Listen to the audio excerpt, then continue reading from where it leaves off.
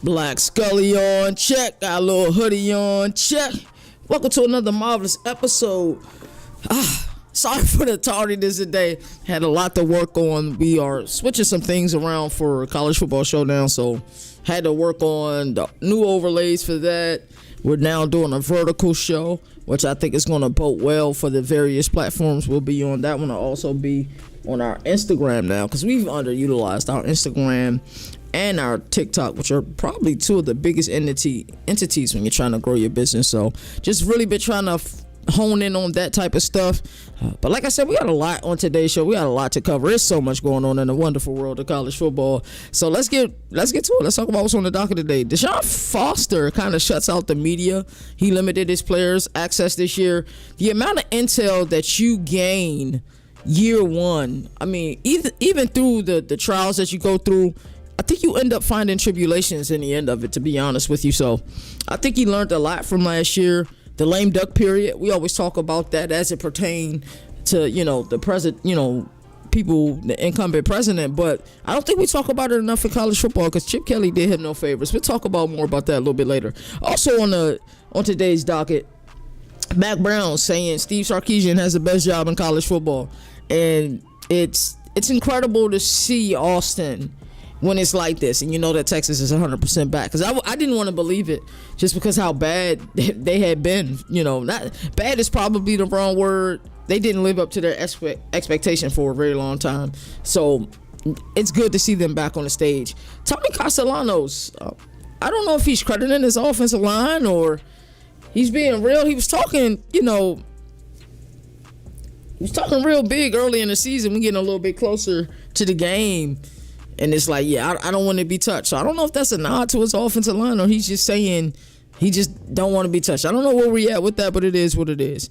Arkansas, the Razorbacks have found a way to work around the storm the field. Storming the field has been, when you upset a big team, has been a part of college football since the beginning of time. So now with all of these safety measures and everything everybody's trying to put in, Arkansas found a workaround. I think all teams should do it. The visiting team, you lose, it's a big game, and you lose, get the heck off our field. You got 3 minutes. We're going to keep it moving. We'll talk about that a little bit later. I've been pounding the desk all week in frustration with UNLV because they're my pick to win the Mountain West, right? And I said if they didn't make an adjustment quick, we were going to have a problem. And they're playing both quarterbacks week one. I don't like it at all. I'll explain to you later, but it's like a platoon of QBs that they're playing this week. For our Governor React segment, we're going to talk about the College Football Playoff Committee, new strength of schedule rules. And it's interesting when you look at the College Football Playoff Committee, you look at what network is on, you look at what network and that family of networks is in cahoots with. Y'all know what's going on. Granted, I've always said we need a metric, we need a rubric, we need to know, because we knew the formula for the BCS. So I'm kind of going to go over the new rules, the new dates, everything you guys need to know about, but I'm also going to compare it to the old BCS formula. So we're going to talk about that as well. For our governor ruling segment, Urban Meyer versus Harbaugh. And this is the classic case of when the message is right, but the messenger is wrong. We're going to talk about that. And for our Around the Nation segment, we're going to talk about ESPN's list, top 100 players, college football, really SEC heavy, Big Ten heavy as well. Of course, you see quite a few Notre Dame players on there. I wasn't happy with the amount of Big 12 players on there. It's neither here nor there. It's to be expected. We know how these things work with ESPN and the family of networks. It is what it is. But, Governor of College Football, hashtag go CFB. CFB Nation, your only college football destination. Let's get it. So, I'm going to go to the intro now. But after the intro, we do have a special announcement. Governor of College Football, we're going to recap ACC. Hey, that's CJ defensive on the minds. track. They have to be better on that side of the ball.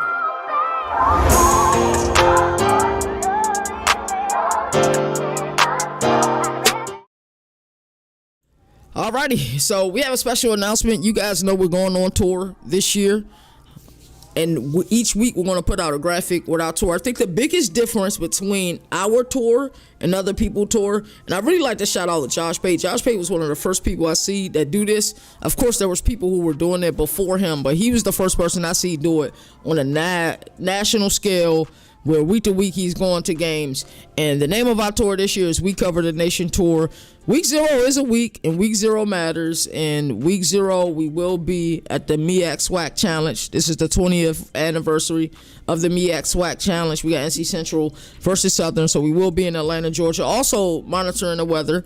My guy Moon, man, Moon's like CFB Nation's topper shut. He been holding it down, letting everybody know what's going on with the hurricane. Hopefully it missed down there, but I am about to purchase my ticket today. I'm going to catch a flight out there tomorrow evening because it's a short flight. It's only a 2-hour flight to Atlanta. That way I can do my episode, and I'm still taking my mic down there and a laptop down there as well, so that we can still create content while we're there.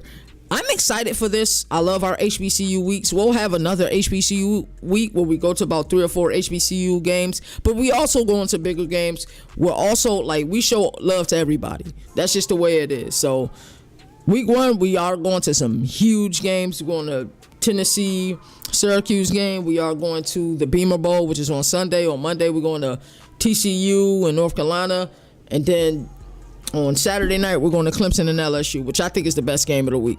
I know everybody thinks it's Ohio State and Texas. I think the best game of the week is the Clemson. That's the game I want to see most. 2 Heisman contenders going toe-to-toe. That's the game I want to see. So the name of our tour this year, We Cover the Nation Tour. So expect a graphic like this. We're going to get this released later on today over at the CFP Nation Twitter and on our community post as well.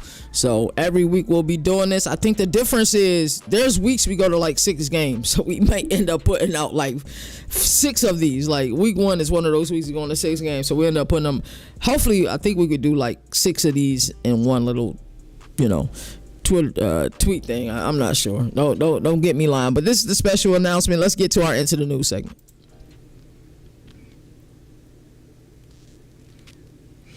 Alrighty, into the news. Once again, my apologies for starting late, but for some reason I feel like whenever I start late, more people jump in here immediately. I don't know. It's always a weird thing.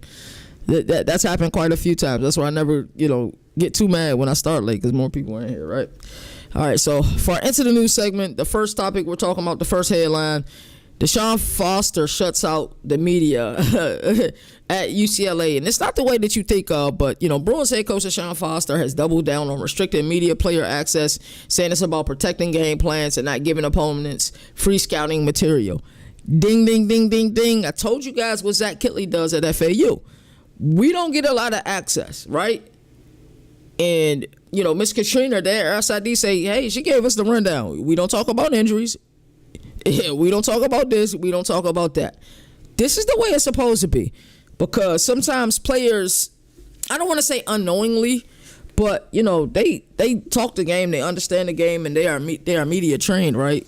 Or at least they should be. Sometimes give out too much information. So he's trying to protect his job. I think he's done a heck of a job, getting Nico Iamaleava there, getting Tino Sinceri as his offensive coordinator there. I like some of the pieces UCLA has. Now, some of the media out there may be frustrated with this, so some people may read this and get frustrated with it, but it is what it is. You shouldn't have unlimited access to players. SIDs, what they're supposed to do is, hey, you get a certain amount of coaches availability, and the really elite SIDs like Miss Katrina down at FAU, she's going to limit the amount of time you have. She's going to start off with the first question, and she will shut that thing down if you start asking stupid questions. That's the way it's supposed to go. You're not supposed to have unlimited access to these players. And then it's a kind of like a round robin of the players that they rotate in. The media don't ask for, which player is going to be interviewed. The SIDs and the staff should be, or player development should be working on who's getting interviewed. There shouldn't be unlimited access to players. It just shouldn't. That's just the way it works. So let's get into our next headline, next news story. Mack Brown says Sark has the best job in the country. And, this is coming from a legendary coach who was able to, win a national championship at Texas. He said that, Steve Sarkisian has the best gig in college football, citing NIL power, plentiful resources, and a fan base that bleeds burnt orange. And Sark has done an outstanding job since he's been there. And the resources are plentiful in Austin. If you're able to win football games in Austin, they're always going to be, number 1, 2, or 3 when it comes to highest grossing programs as pertain to merchandise sales, all of that other stuff. Texas and Oklahoma's going to always be up there too. They're always going to make a lot of money. So, yes, does he have one of the best jobs in the country? Absolutely. He probably does. There's other programs that the resources are plentiful as well, like Eugene. To have the backing of Phil Knight, there may not be another team or program that has those type of resources. But yeah, you see what Dan Lannon is doing in Eugene. They're up there. And also Tuscaloosa, they've been able to win, so they're up there as well. In Athens, the resources are plentiful as well. So is it the best job in the country? Arguably, it's definitely up there. They definitely have a seat at the table. So Thomas Castellanos said, I don't want to be touched. He said Florida State quarterback Thomas Castellanos may have just painted a target on his back. Asked about his play style, he flat out said, I don't want to be touched. Not exactly the mindset, you want to declare before facing Alabama, right? And you just know that Kane Womack said, oh, really? Let's go ahead and adjust some of these simulated pressures as we speak right now. You don't want to be touched, dog? Say word? Is this really where we at? You don't want to be touched? Yeah, okay. Okay. Oh, yeah. Expect them to bring all sorts of simulated pressures. Double A blitzes, all different type of stunts. You don't want to be touched? You don't admit that. You're a football player. Your mindset should be like Bear Backermeyer. Hey, I'm going to play smart because I want to play for the duration of the season. But if I had to go make a play, or like Baker Mayfield, if I had to go make a play, I'm going to make a play and put my body on the line. I don't want to be touched. I'm starting to get worried about Tallahassee. I really am. I want them to be good this year. I like the fact they have Gus Malzahn. I hate what happened to Alex Atkins. I really do. I trust Mike Norvell. Do I trust Thomas Castellanos? I want to trust Thomas Castellanos because he's a dope person. I've actually had the opportunity to talk to him at ACC Media Days, not this past year, but the year before. He's really dope, but it's just when I start saying stuff like this, I'm like, all right, this could be an ode to your offensive line. But really, what is this? This is really where I start getting confused and I start saying to myself, I don't know. This is scary to me. This is very scary to me, just to be honest with you. Shout out to the team in Fayetteville. When NCAA try to release rules, we gonna work around them. Because the NCAA don't care about what? They don't care about college football. They really don't. They don't. I promise you they don't. What have they done about tampering and poaching? Nothing. What have they done about this whole entire Michigan thing? Nothing. The message that they send, if you're not cheating, you know what I'm saying? If you're not cheating, you ain't trying, right? So now we sit here and they roll out a rule about field storming a season ago. You have to find workarounds for these things, because I get it about player safety. Yo, the losing team get the heck off to the field. Like, you telling me when Vandy upset Bama, right? And the scene that we got that night, oh, we're not supposed to get that scene anymore? Or when Knoxville upset Bama back in 2022, we don't get that scene? I get the player safety aspect of it. Yes, that's our number one goal, to keep the player safe. But get off of the field, bruh. 3 minutes should be plenty of time.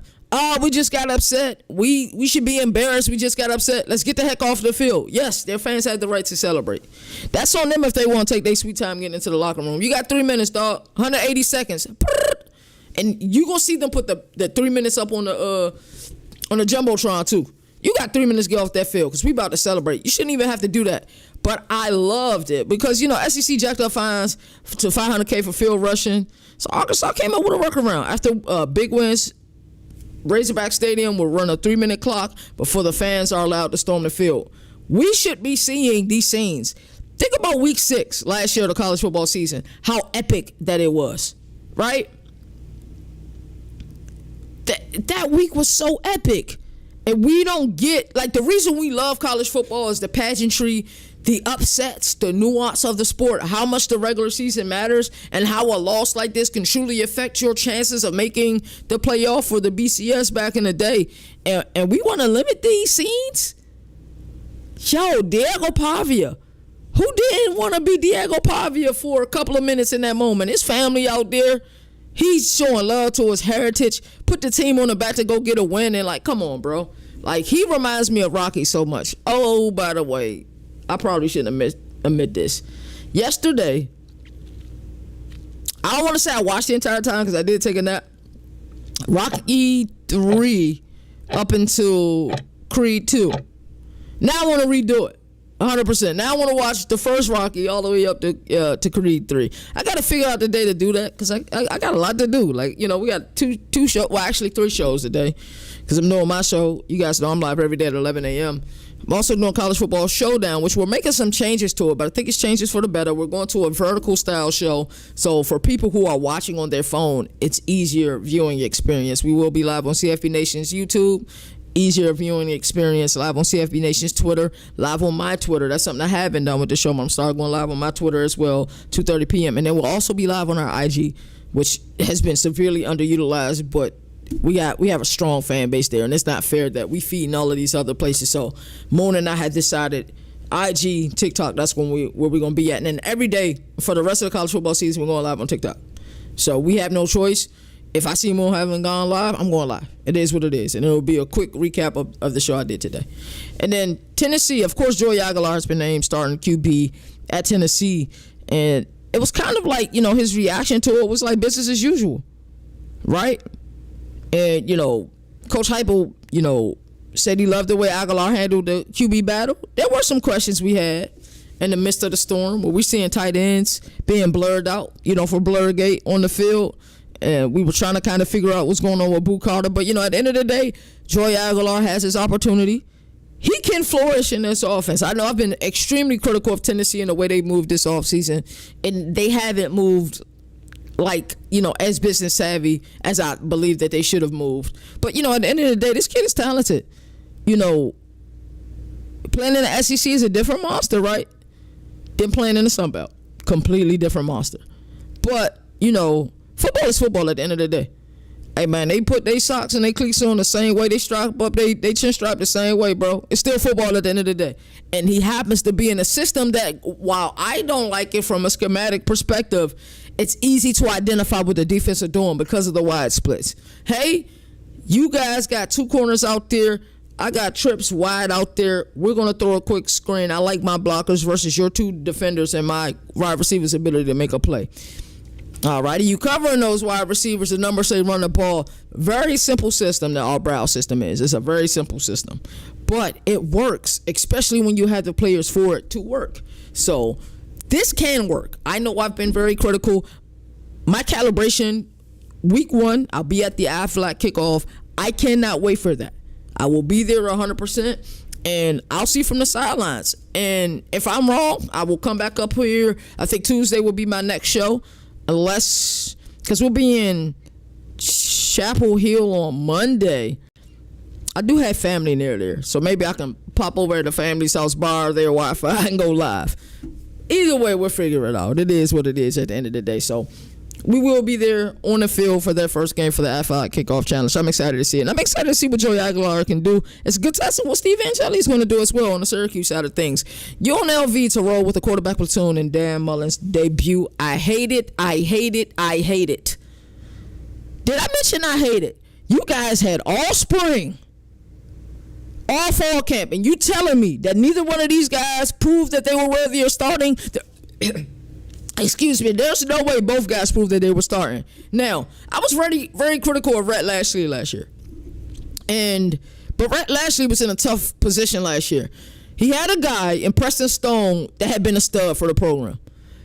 And there's an unwritten rule in this sport that you don't lose your job to injury. So I think he felt like he owed it to Preston Stone to give him an opportunity to start. So that's why when we watched last year, week 0, that SMU versus Nevada game, I'm like, whoa, SMU don't look good. They sure they ready for this? they sure they ready for this P4 smoke? And they were. They went undefeated in the ACC, right? During the regular season, they lose to Clemson in the championship. I happened to be there on the sidelines for the game. It was super cold, too. But I don't know. You had all spring camp, all fall camp, and we haven't figured this thing out at quarterback. Now, maybe somebody... This tells me one or two things. either both guys are playing lights out, and both guys being an Alex Orji, by the way, of Ann Arbor. He was at Michigan. And then Anthony Calandria, who was in Charlottesville at UVA. Either they're both playing lights out or they both are playing terrible, right? That's what it is. And typically, if you look around at fall camps, the defense should always be ahead of the offense just because they're going up against the same offense. You start recognizing patterns and stuff like that. And if you've been there for a few years, unless you got a new system, you start picking up on things. There's little giveaways that these players have. So in my opinion, the defense should always be ahead of the offense, right? So I'm just wondering, how well are they playing, right? I like what Orji can bring to this offense with the athleticism. The kid, Jaden Thomas, is real deal. Just didn't get a lot of hype a season ago only because Ashton Jeanty was playing in that conference as well. And nobody gave him the hype like Ashton Jeanty got last year. So I don't like this. I will be paying attention to this game. My game, the NC Central and Southern game, don't start till 7:30. So I will attempt to. I don't know how good this. It's actually at the Bend, so this in Atlanta. So the Wi-Fi should be pretty good. So I should be able to see some of this game. But it's something that I want to pay attention to a lot. So that's our Into the News segment. Let's go ahead and get into our Governor Reacts segment. I think you guys are going to like both of these segments I got up next, the Governor Reacts and the Governor Ruling, because we're going to really be talking about some of the semantics of the sport. We'll be right back. Alrighty, for Governor Reacts, the College Football Playoff Committee has administered new strength of schedule rules. So, there's a few schools of thought that comes to my mind when we look at this thing and we be 100% transparent about it, right? So, we never knew the metrics of the College Football Playoff Committee.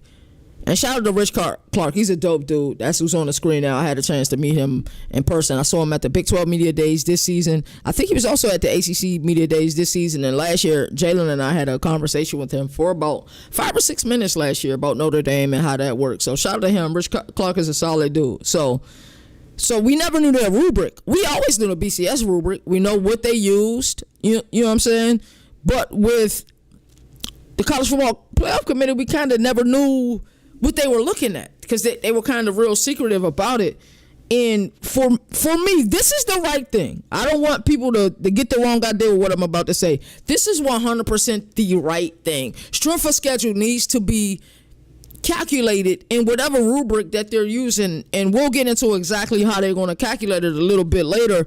But the issue that I take with this, even though it's the right decision, is who forced you to do this? Or did you feel like this is the right decision based on last year? Because if it's the right decision based on last year, well, did you mess up with Alabama, Ole Miss, and South Carolina, leaving them out? Why Indiana and SMU got in? Is this what you're admitting? Or do the family of networks, and when I say the family of networks, I'm talking about ABC, Disney, ESPN, or their relationship with the SEC and Greg Sankey, if it's one dude in this sport, from a semantic perspective, a commissioner that's going to let you know how he feel, and he's going to remind you time and time again, and you're going to have to deal with him, and he will tell you, oh, we do generate a lot of money for you and your family of networks. Oh, we sure do generate a lot of money for you and your family of networks. Don't forget that. CBS treated us nicely. We can always go back to CBS, right? So I feel like in my heart of hearts, they were strong-armed to do this, even though strength of schedule should matter in the rubric. But I want to know the entire rubric like we knew the entire rubric with the BCS. And this is what I say. People were highly critical to BCS because of what happened to 2004 Auburn, and I know some people were upset with Auburn claiming a national title that year. I promise you, BCS with a playoff, especially a 12-team playoff, would get it right more times than a College Football Playoff Committee would. That's truly how I feel. I feel like they will get it right more times. 100%. I have no doubt in my mind that they will get it right more times. Right? But we're going to look at this. We're going to look at everything, and we're going to, truly analyze this. But this has that feeling of, the mighty SEC wasn't included in the last two national championships because in 2023, Michigan, Washington, of course it was early 2024, but it was the 2023 season. They were in the national championship. And this past year, we had Notre Dame and Ohio State. They were in the national championship. And the Big Ten has won the last two national championships. And if you're on YouTube, you saw the thumbnail of the playoff committee really of three people, some random guy that I, some random avatar created. And then there was an avatar created with Greg Sankey and Tony Petitti.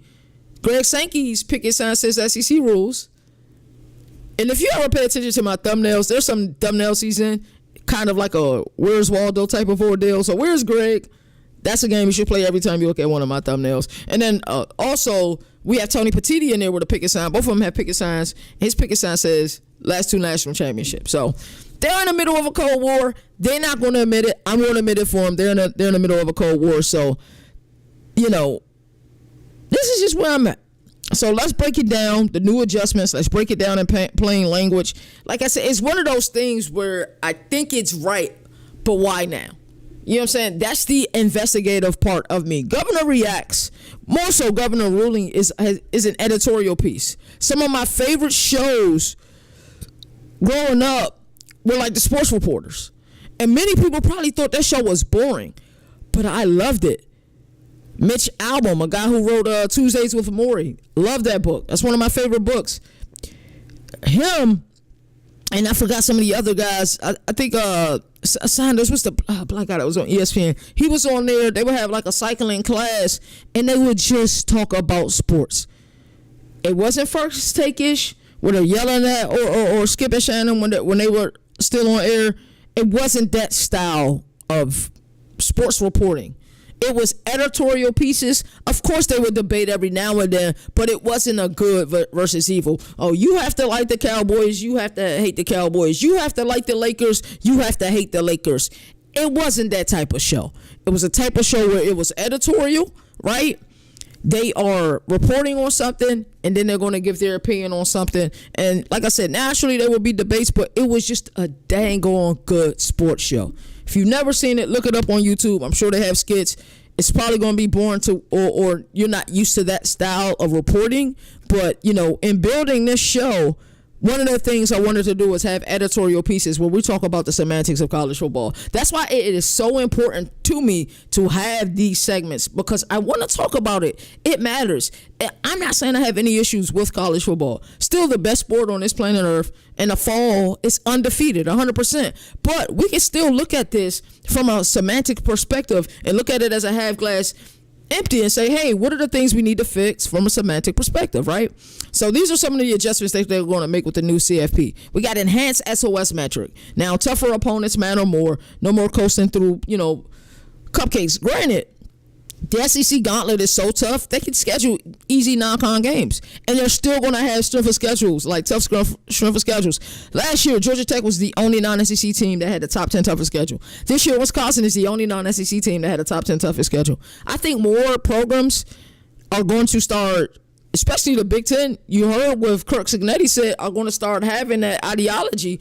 Like, hey, we play a tough gauntlet too.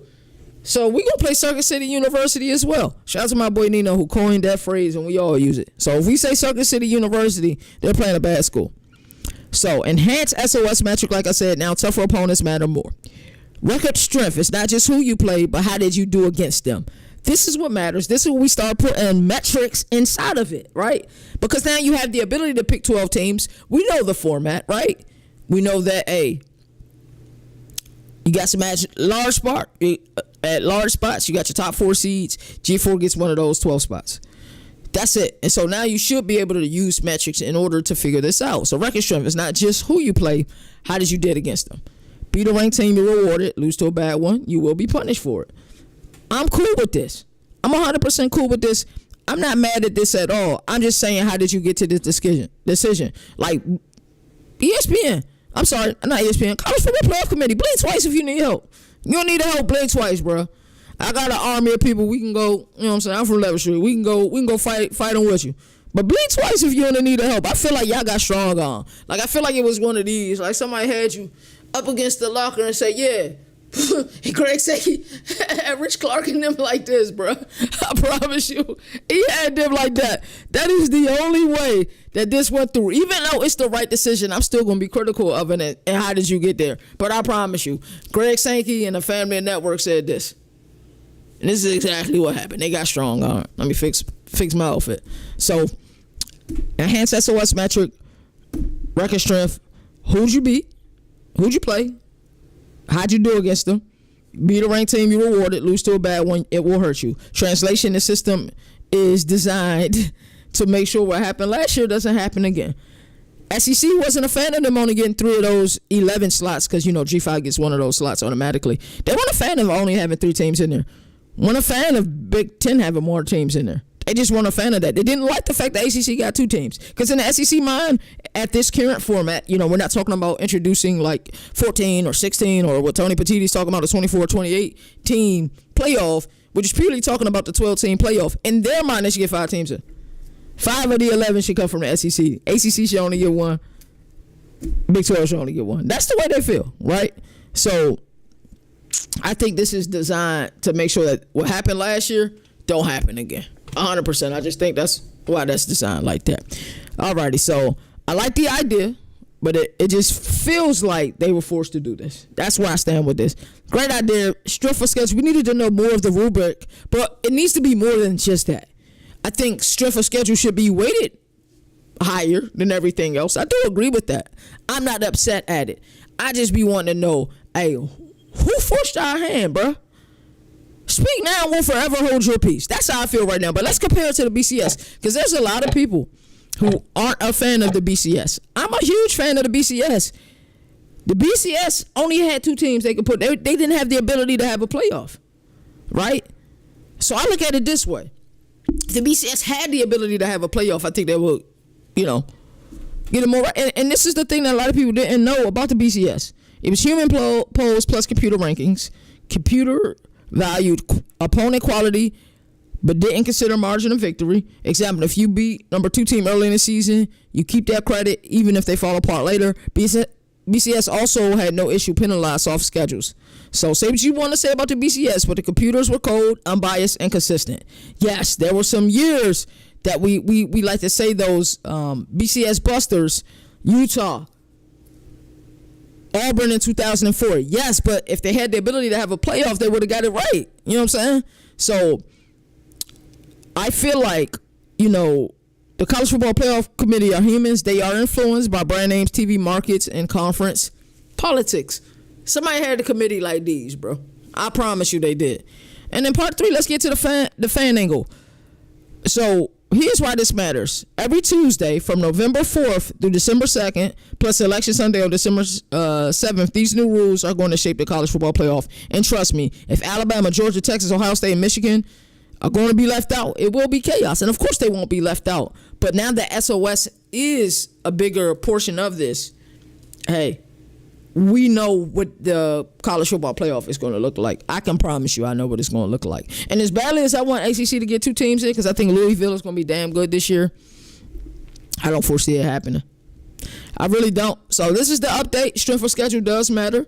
It's not about just, who'd you play. Yeah, who you play does matter. But how did you play against them, right?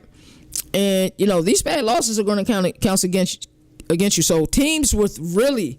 So this coming out right here already tells me my prediction about Liberty is probably dead, because they have the easiest schedule in the country. And if they don't go 13-0, and they got to be perfect, even at 13-0, they may not get in with this new rubric that the college football playoff is administering. But in the end, it's right. Strength of schedule should be the number 1 metric, but there also should be other metrics as well.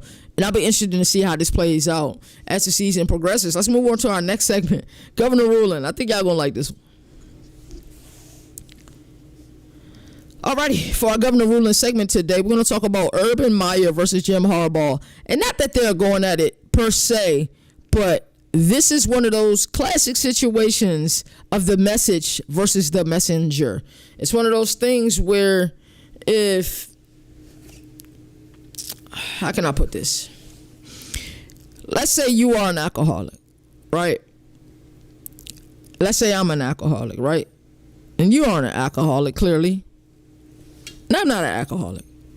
But let's just say in that moment, you're an alcoholic and you try to tell me I need to slow down on drinking. You're right. I do, right?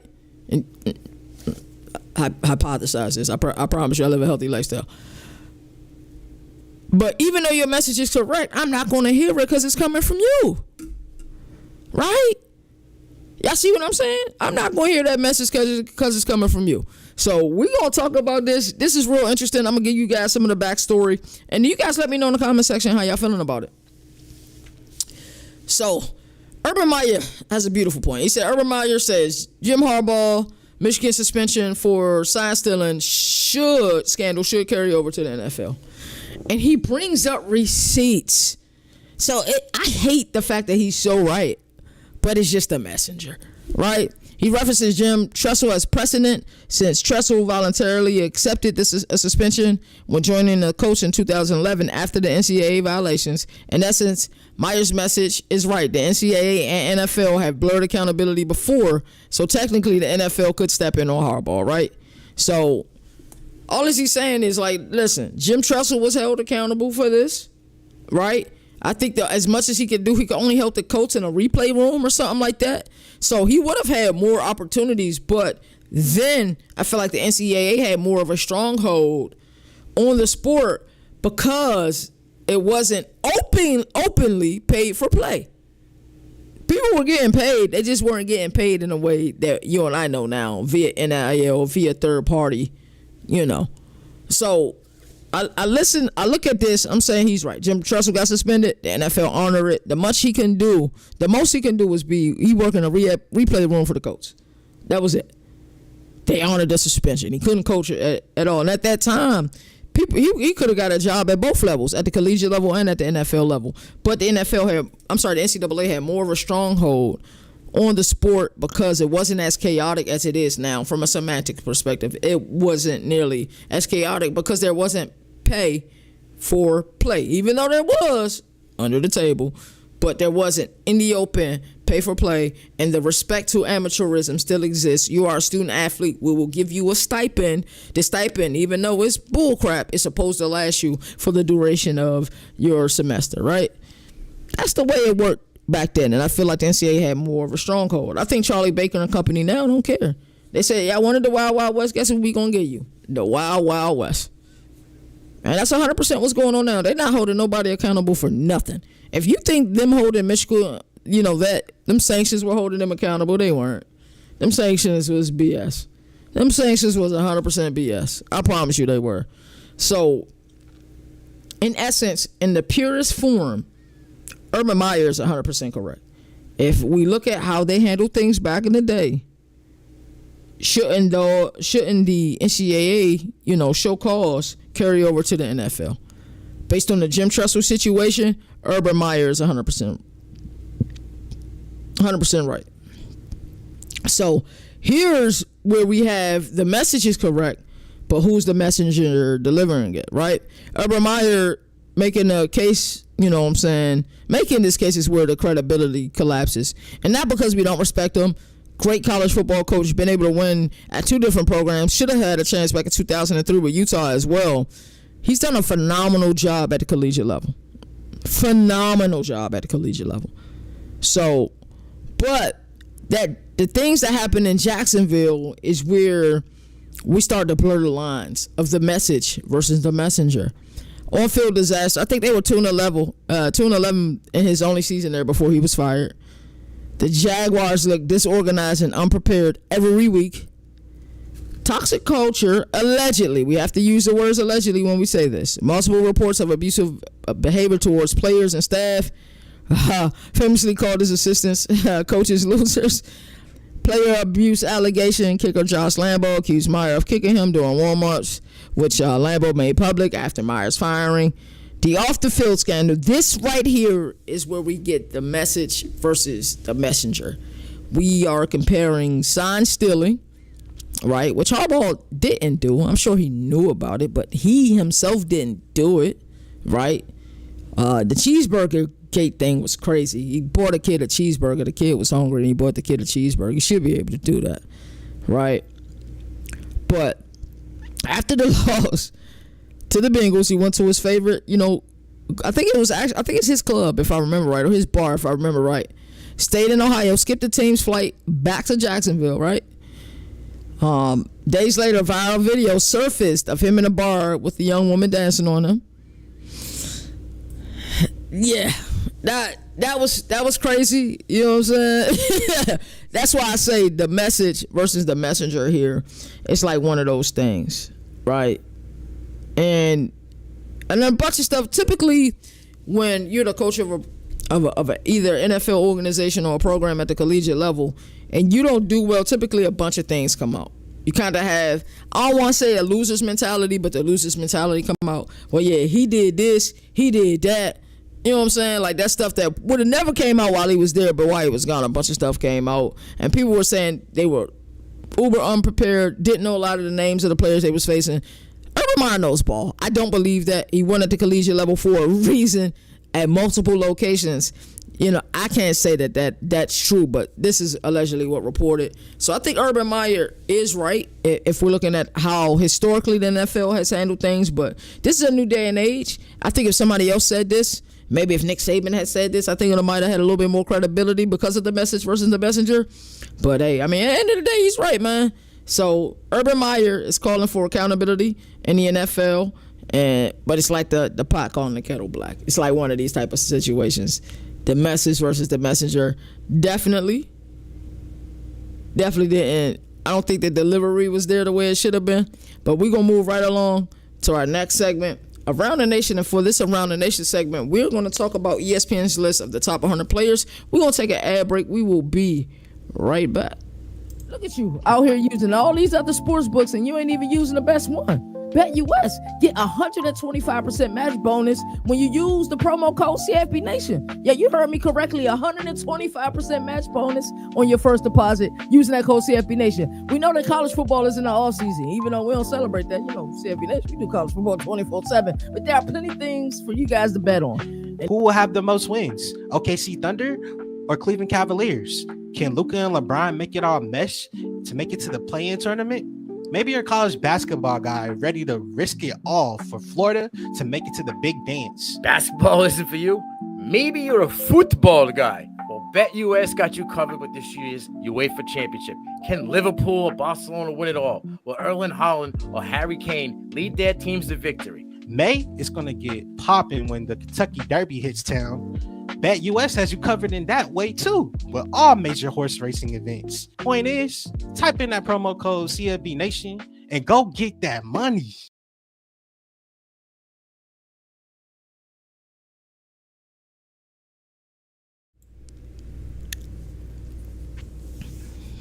We are back with Around the Nation. Typically, when I play an ad, and I need to get that Bull Rush ad in here. And shout out to the team over at Bull Rush. I kind of reset. It gives me a great way to calibrate to go ahead and deliver this last segment that I have for you guys. This ESPN top 100 college football players. And I saw that Josh Payton's going to be on ESPN every Thursday. That kid, he's killing. I shouldn't call him a kid. I think we're around the same age. He's killing it, man. The On3 partnership with Yahoo Sports partnership, of course, Rivals as well, because of the partnership with Rivals and On3. And now he's going to have a segment on ESPN. That's what you call killing it. He's put the work in. I remember the first time I was introduced to a show. I was introduced to a show by Jalen. He said, "You want to see what a really good college football show looks like?" He said it to me. I couldn't believe how good it was. But it wasn't just him. And, of course, he's fantastic, and he's outstanding. The production was A1 as well. So, shout out to him. That's crazy. I didn't even see that one coming because I thought after that announcement wouldn't be more announcements. That's crazy. I didn't even know he was on ESPN. I might start watching ESPN again. That's crazy. At least get up on the days that Pate's on there. So let's go ahead and get to this ESPN Top 100 list. Alrighty, so caution, this list is SEC heavy. The family of networks, Big Ten heavy, right? I'm just letting y'all know that now, just so y'all know. Which family of networks? Yeah, that's the reason why. The family of networks. We got Eric Singleton, former Georgia Tech player. He's now at Auburn, 56 catches last year, 3 touchdowns. And keep in mind, he was in an offense that wasn't wide receiver, happy, right? Their coach mantra is run the ball. Brent Key is a former offensive lineman. So if you know, you know. Now you know, right? 99, Brian Wesco, Clemson wide receiver. He broke out after week 5 last year. My favorite wide receiver on their team, 41 catches, 708 yards, 5 TDs. He's a big player, to be honest with you. Logan Jones, center, Iowa, is on this list. Diego Pavia is on this list. 2,200 yards, 20 touchdowns, 927 yards rushing, upset Alabama last year. We know what he did. At number 96, Blake Miller. I don't really got too many issues with the list, except for the Family of Networks. All right, yeah, the Family of Networks, yeah, I do got a little issue with that. How many SEC team players we got on here? But it is what it is. Le'Veon Moss, running back, Texas A&M. They're going to have a stout running game this year. Ruben Owens is back. And then, of course, Marcel Reed development under that Colin Kahn system. They go get a kid from Raleigh and Casey Concepcion. I like it. Isaiah Nicobia from SMU, defensive back. You're going to see most of the ACC players. This is what it is. Number 93, you got Aaron Anderson, wide receiver from LSU. Jacob Rodriguez, really good player on a really bad defense last year. That's why the team from Lubbock spent all that money in the portal on the defense this year. 127 tackles, 10.5 tackle for loss, 5 sacks. Jacob Rodriguez is real deal. Amal Hardy, we seen him last year at UL Monroe. The fact that Missouri went out and got them a stud running back, I'm a little uncomfortable with them at quarterback this year. But, to have somebody like him, that should help the game. My dude, Red Murdoch from Buffalo, young. He is a tackling machine. They got my guy on here. Shout out to the Family of Networks. All right, shout out to the Family of Networks. They got this one right. Rocco Beck, Iowa State, huge Rocco Beck fan. 3,500 yards, 25 touchdowns a season ago. 11 wins, Pop-Tarts Bowl MVP. I like hey man, we gonna see him on display this weekend in Dublin, Ireland at the Aviva Stadium. So that'll be interesting. Keelan Rutledge, offensive lineman from Georgia Tech. Parker Brailsford. I'm surprised he's not higher on this list at 87, 86. Xavier Alford, Arizona State. Zakee Wheatley, safety, Penn State, 95 tackles. Eric O'Neal, defensive end, Rutgers. Jonah Coleman, running back, Washington. I really like Jonah Coleman. D'Angelo Pons, cornerback, Indiana. He had 3 interceptions a season ago. 9 pass deflections. At number 81, we got Derek Moore, defensive end, Michigan. 4 sacks a season ago. KJ Bolden, safety from Georgia. Another player I'm surprised not high on this list. Avery Johnson, quarterback, Kansas State. We're going to see him and Rocco Beck go toe-to-toe this weekend. 2,700 yards, 605 yards rushing, 25 touchdowns. Elijah Surratt, he lit it up at Indiana. I got the chance to see him in Harrisonburg at Bridgeforth Stadium quite a few times when he was at JMU with Kirk Cincinnati. Of course, he followed Kirk Cincinnati to Indiana. This kid is a real deal. 957 yards, 8 touchdowns. He's a beast, man. He really is. Aiden Fisher, linebacker, Indiana, 118 tackles a season ago. Anthony Knapp, from offensive lineman from Notre Dame, 3 sacks allowed last year. Max Clare, tight end, Ohio State. He gets a lot of hype, 685 yards, 4 TDs. Olav Aviga from Penn State, surprised he's not higher on this list. 0 sacks allowed and 957 snaps. That's crazy.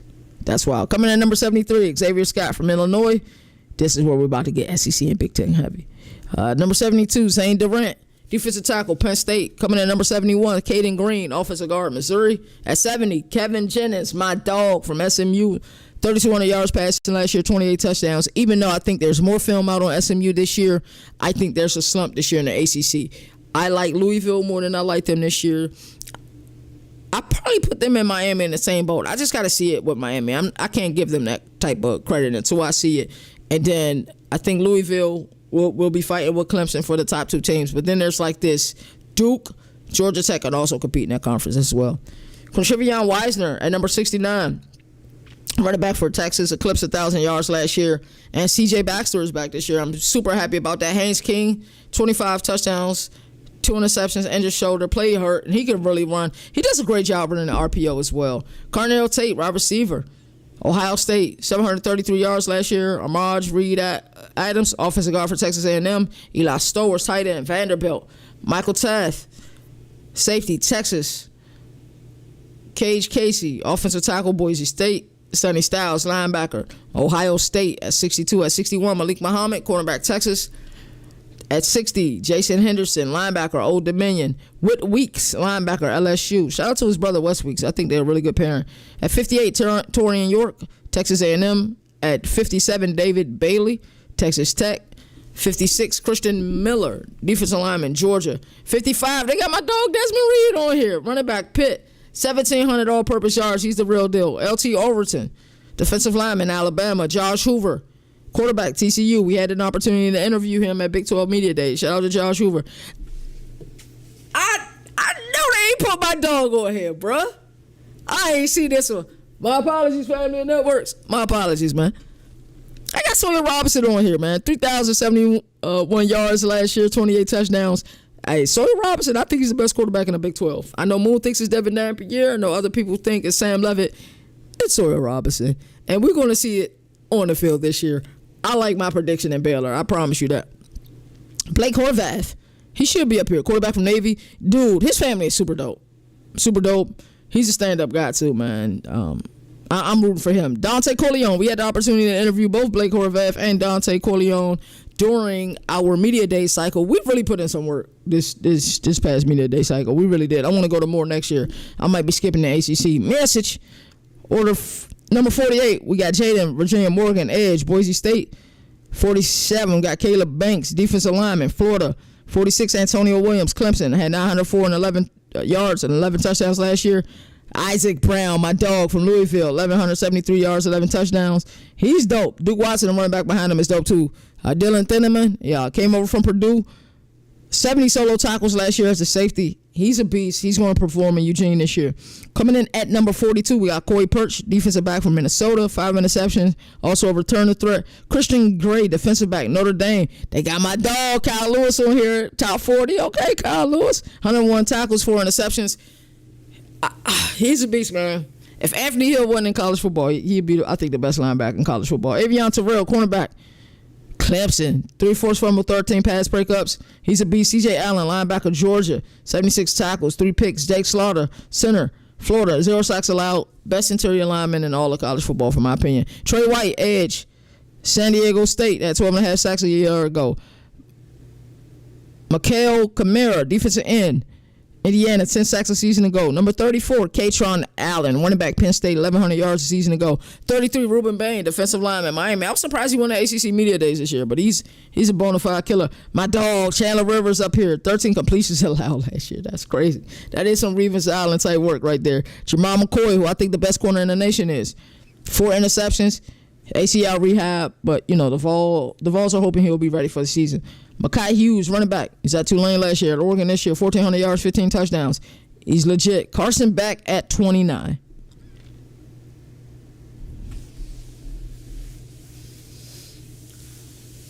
I'm going to shut up. But I'm going to be talking again later. I'm going to shut up for now. 28, Jordan Tyson, 1,100 yards, 10 touchdowns. Deontay Lawson, linebacker, Alabama. Of course, he should be up there.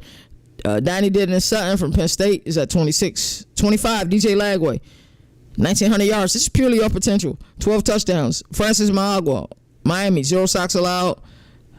22, James Jacques. They got this right. Outside linebacker from Illinois. He real deal. Sam Levitt is up here, 2,800 yards, 24 touchdowns. Mateo Uiagalelei from Oregon, 10.5 sacks, is at 20. At 19, Lenore Sellers. 18, Keldrick Falk, defensive end, Auburn. 17, Drew Allard, quarterback, Penn State. 16, they're high on Mateer, Oklahoma. 3,100, moneyline Mateer, as my boy Boomer would say. 3,100 yards, 29 touchdowns. He's legit. Nick Singleton at 15 for Penn State. Caden Proctor, offensive tackle for Bama's at 14. At 13, Leonard Moore, cornerback for Notre Dame. I know a lot of people like Leonard Moore more than they like the kid Jamal McCoy. I like McCoy better. Ryan Williams at 12, wide receiver, Alabama, 8 touchdowns last year. True freshman. Colin Simmons at 11. All right, now we get into the dogs. At number 10, Dylan Stewart. Number 9, Peter Woods. Number 8, Garrett Nussmeier. Number 7, Spencer Fano. He's real deal. Number 6, TJ Parker, defensive lineman, Clemson. 5, Jamar Love, Notre Dame. 4, Clay Klubnik. This one really made me mad right here. This next one. 3, Caleb Downs. Caleb Downs is the best player in college football. Why is he at 3? What are we doing? 2, Anthony Hill Jr., great player from Texas, and then number 1 is the kid you guys looking at on the screen right now, Jeremiah Smith. Caleb Downs the best player in college football, bro. And in my opinion, he has been the last 2 seasons. The fact that he's 3 on this list is disrespectful. But all in all, list not too shabby. I'll go over the top 10 again. We got Dylan Stewart at 10, 9, Peter Woods, 8, Garrett Nussmeier, 7, Spencer Fano, 6, TJ Parker, 5, Jamal Love, 4, Caleb Klubnik, 3, Caleb Downs, 2, Anthony Hill Jr., and 1, Jeremiah Smith, who you guys are looking at on the screen right now. Alrighty, it's been a fun episode today. My apologies for starting late, but you know, it is what it is. More content coming on the way today. Make sure you guys are following us over on TikTok at the CFB Nation. Please make sure you guys give us a follow there. We will be going live every day for the rest of the college football season. That gives us the ability to go live from stadiums. Also, don't forget this. Follow us on Instagram at CFB Nation HQ. We're on the road to almost 20 followers on there. 20,000 followers. My apologies on there. So doing really well. We got a show coming up at 2:30 today. Our first vertical rendition, and this might be episode 100. It might be. And in TV talk, that's syndication. So it's our syndication episode for College Football Showdown. Truly proud of the work Jalen and I has done on that show. Hopefully we can get back to our 2 weeks, 2 shows in a week on there. So that will be a vertical show, and that'll be on Instagram, YouTube, my Twitter, CFB Nation Twitter. Appreciate you guys for coming in here. Don't forget, we cover the nation tour. We're coming to a city near you. This game means a lot to me. My first year of college, I went to a HBCU before I went ahead and went to a PWI, and I learned a lot from both institutions. I thoroughly enjoyed my time at the HBCU. Also enjoyed my time at the PWI. I went to Salisbury University on the Eastern Shore. Definitely had a lot of fun there. I think I stayed all 4 summers there because it was very close to Ocean City. But this game means a lot. If you've never been to a HBCU game, it's more about the lore of the game than the actual game itself. Like, you know, you get to see, like, because the HBCU schools and a lot of schools too, they got dancers and they got cheerleaders. But these dancers at these HBCU schools be outperforming the cheerleaders, and it's the entire aura of it. And it's one of those things. If you haven't been to one, we're gonna do an HBCU week this week. You have to get the one because the aura is crazy. You're gonna see the Greek life. They're gonna be, you know, stepping against each other, stomp the yard, so to speak. So it's one of those things that you just got to get to. And I'm excited about this one. They have a lot of festivities surrounding this event, so we're gonna try to get there as early as possible and capture as much of it as possible. So follow us on TikTok because that's where we'll be going live at. We'll be going live from the phone while we're there. And of course, after the event, I will try to do a live episode from there before we get on the plane and head back home before this crazy week 1 we got going on. So yes, first game of the season. Week 0 matters. I know a lot of you guys they say it don't matter, but it matters. We will be in Atlanta, Georgia. This game is at the Benz. Excited about that. All right, another episode in the books, man. It's been a fun episode. I think we covered some really good topics. Tomorrow, I'm not sure what we'll be doing for tomorrow's episode, but after my College Football Showdown show, I'll start working on the game plan for tomorrow's show. And then I got a flight to catch tomorrow evening. So it's been a great week. And I think this was the 4th episode of the week. I think this is like my 8th show this week, though, because even though I did 4 here, I did Overreaction Monday. I did College Football Nation is what we calling it for now on Tuesday on TikTok. I did a Governor of College Football on TikTok yesterday. Now I'm doing College Football Showdown today and another TikTok episode today as well. So we're trying to give you guys college football content. If you love college football the way that we do, and you're the 1%ers, and of course you guys are the 1%ers because I show up each and every day, make sure you guys are following us on TikTok because we got a lot of content coming over there for you. That way, Moon killed it yesterday. He went live on TikTok, and then he went live on our other platforms. Did the vertical stream on TikTok yesterday, then did this stream. He's putting in the work. He really is. What he does on the website. Right now, him and I are in a friendly competition, and we won't even openly admit it for who gonna put out the most content. Because I tell you, he's getting to it and I'm getting to it, bro. So I love to see it, and it motivates me. I'm like, oh yeah, Moon working. Let me go ahead and put some work in. That's just the way I am, and he's the same way too. That's the Aries. That's that Ram that they always talk about with Aries. Just that competitive nature. I love it, even though, you know what I'm saying, it ain't friendly fire or nothing like that, because it'll never be a beef, because that's my dog 100%. But it's one of those things like my dog working. Let me go ahead and put some work in. So I'm excited for the content we gonna bring you all this season. As I always like to say, there are no more victories in the sport that survive in advance. That's why college football has the greatest regular season. And we will see you the same bad time, same bad channel tomorrow, 11 a.m. Eastern Standard Time. Over on here, don't forget, we're live on College Football Showdown today at 2:30 Eastern Standard Time. We're doing a vertical stream there. Also going to go live on TikTok, and I plan on uploading some shorts to TikTok and to my YouTube today as well. So we got a lot going on. But you all take care. Do something nice that somebody normally wouldn't do, man. Really, you guys should really start trying to be more empathetic, man. The COVID has messed this world up, man. But just show love, man, and pray for peace, man. Let me get you guys out of here. Let's go to this intro. Governor of college football. We're going to recap ACC. Hey, that's CJ Great defensive on the track. minds. They have to be better on that side of the ball.